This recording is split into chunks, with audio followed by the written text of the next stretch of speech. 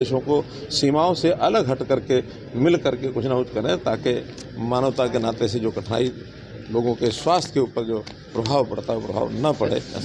देखिए, शांतिपूर्वक किसी प्रकार का कोई प्रदर्शन करना ये हर किसी का एक मौलिक अधिकार है, कहीं कोई आपत्ति नहीं है।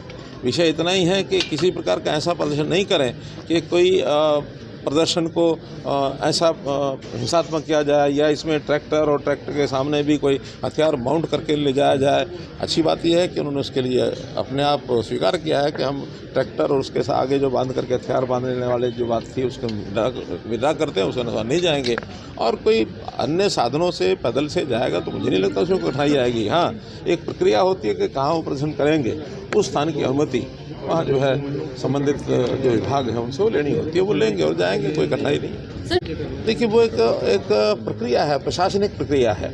ज़मीन के बदले ज़मीन उसकी ऑफ़र की गई थी और उसकी प्रोसेस चल रही है और उसमें पहले वन विभाग की क्लियरेंस नहीं मिल रही थी, वन विभाग की क्लियरेंस मिल गई है। और जो ज़मीन हरियाणा को ने डिमांड की है उसके बदले में पंजाब ने चंडीगढ़ ने कहा कि हमको इसके बदले में 10 की बजाय 12 एकड़ ज़मीन चाहिए, तो 12 एकड़ का बात हो गई है।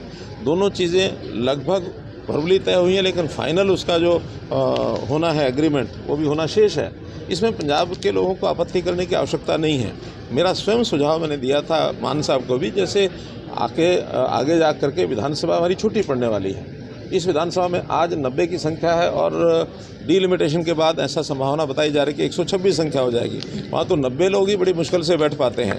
पंजाब को भी अगर लगता है कि उनको भी कोई भवन विधानसभा आदि नई बनानी है, उनको भी ऐसा कोई ज़मीन चाहिए तो चंडीगढ़ में ज़मीन बहुत है, बदले में वो साथ में लगता है उनका मोहाली है अथवा अन्य एरिया है, उसमें बदले में वो दे सकते हैं। तो कोई प्रोसेस करते हैं, ये एक म्यूचुअल एग्रीमेंट के नाते से है, कोई फ्री में ज़मीन नहीं ली जा रही और ना ही कोई ज़मीन का ऐसा विषय है कि चंडीगढ़ एडमिनिस्ट्रेशन के साथ कर नहीं सकता। चंडीगढ़ एडमिनिस्ट्रेशन ने पहले भी इस प्रकार की ज़मीनें बेची भी हैं, बदले भी किए हैं। सारा विषय है ज़मीन का बदला ज़मीन से हो रहा है, कोई ऐसा फ्री ले रहा है ऐसा नहीं है। प्रतिपक्ष के केवल वही जुड़े हुए ऐसा नहीं है, चाहे उनकी अपनी पार्टी हो चाहे दूसरी पार्टियाँ हों, सैकड़ों हज़ारों लोग जुड़े हुए हैं।